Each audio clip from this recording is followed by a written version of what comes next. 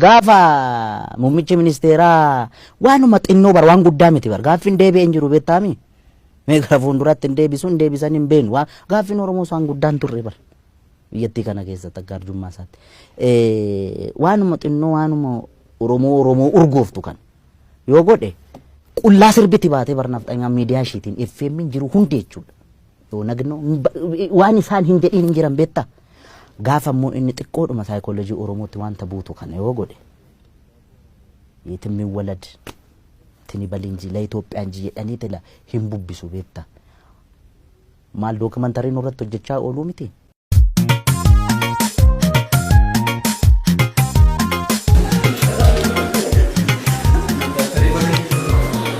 Gadaan Oromoo shan. Anaaf dhiisisa fitte kan. Meeshaalee wal'aansa fayyaa alaa.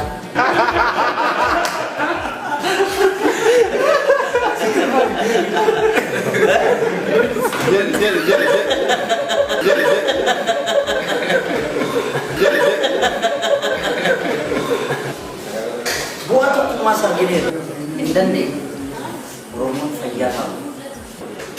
Kun